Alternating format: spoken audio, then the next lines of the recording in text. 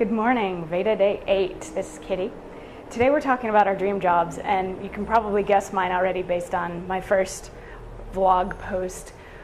I want to be a full-time performer. I say performer because I am an actor and a musician, and I would be fine doing either as a career. The basic point being I want to be doing one of those things as opposed to needing a stupid day job. I will be honest and say that I'm doing more acting recently than music stuff, partially because of the opportunities that I've got at the moment, but partially also because right at this very moment, music still kind of hurts. There's a lot of people that think that acting is getting up there and playing pretend, or just getting up there and knowing which words to say in what order, and that's not what it's about. That's not what it's about at all. It's not just rote memorization and regurgitation. There's so much more to it than that. One of the most popular definitions of acting is that acting is living truthfully under imaginary circumstances. The imaginary circumstances bit is what everybody latches onto. It's why people think that acting is playing pretend. I've recently been taking classes over at a place called the Artistic Home. If you're ever in Chicago, please go see something at the Artistic Home, because they're just amazing there, and they've done such things for my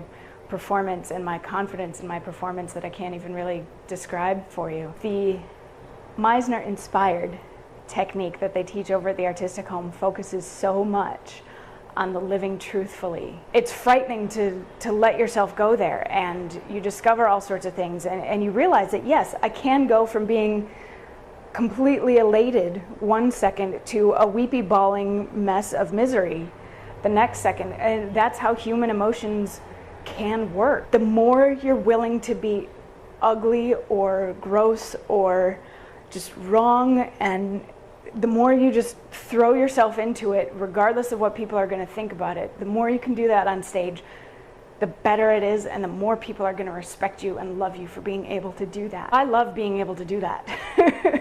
I love it that there's a place in my life, the stage, where I can feel those things, and it's 100% real. I don't push it on stage, I don't fake it on stage, but it's this brilliant, wonderful, beautiful, messy, icky, gross, horrible release that I get to have, and I love that I get to do that, because in our regular lives we don't. How many times have you not said something to your boss that you really, really wanted to say? How many times have you not told the person that you have a crush on that you have a crush on them?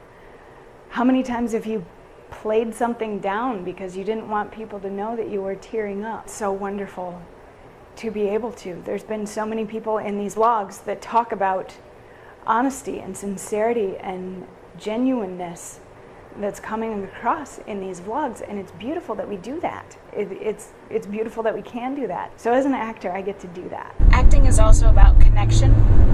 Connecting to your scene partner, connecting to the audience, and connecting to yourself.